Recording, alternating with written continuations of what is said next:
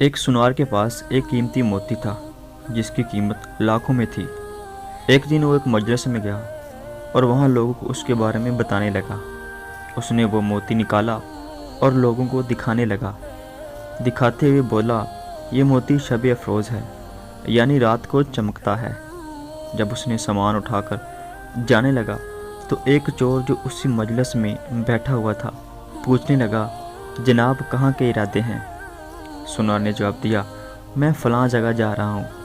چور نے کہا، اتفاق دیکھے میرا بھی وہی جگہ پر پروگرام ہے، چلے مل کر چلتے ہیں۔ یہ سنار بھی سمجھ گیا کہ یہ میرا ہمسفر نہیں ہے بلکہ اس موتی کے پیچھے ہے، لیکن سنار سمجھدار تھا، کہنے لگا، آؤ پھر چلتے ہیں۔ دونوں مل کر چل پڑے۔ سارا دن سفر کیا اور شام کو جب وہ سونے لگے تو چور نے اپنی واسکٹ وغیرہ جو قمیض کے اوپر پہنی ہوئی تھی اتار کر علیحدہ ایک جگہ پہ لٹکا دی۔ سنار نے وہ موتی اپنی جیب سے نکالا اور نظر بچا کر وہ قیمتی موتی اس چور کی جیب میں رکھ دیا اور خود بے فکر ہو کر سو گیا۔ اب یہ چور رات کو اٹھا اور اس کی جیب اور اس کا سامان سب دیکھنے لگا، لیکن کہیں بھی اس سے یہ موتی نہ ملا۔ آخر کار وہ سو گیا۔ صبح اٹھتے ہی سنار نے نظر بچا کر وہ قیمتی موتی اس کی جیب سے نکال کر اپنے پاس رکھ لیا۔ جب چور اٹھا تو اس نے ناشتہ کرتے ہوئے باتوں باتوں سے سنار سے پوچھا کہ وہ تمہارے پاس جو قیمتی موتی تھا وہ کہاں ہے؟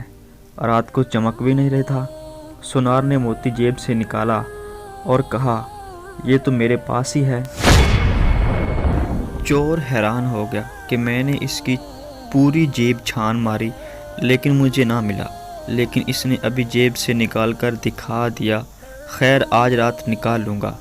سنار نے اگلی رات پھر وہی عمل کیا۔ ادھر چور بھی ساری رات ڈھونڈتا رہا لیکن کچھ نہ ملا۔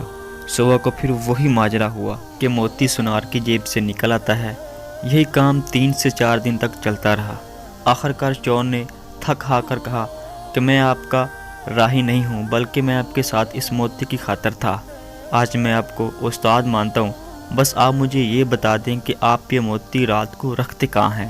سنار نے کہا، میاں تو اوروں کی جیبیں ٹٹولتا رہا، کبھی اپنی جیب میں بھی ہاتھ ڈال ہوتا۔ ہماری مثال اس چور کی سی ہے جو لوگوں کے عیب ڈھونڈتے پھرتا رہتا ہے، اس نے کبھی بھی اپنے گریبان میں جھانک کر نہیں دیکھا ہوتا، اور یہ ہماری عادت بن چکی ہے کہ ہم دوسروں کی غلطیاں ڈھونڈتے رہتے ہیں، کبھی اپنے آپ کو نہیں ٹٹولتے۔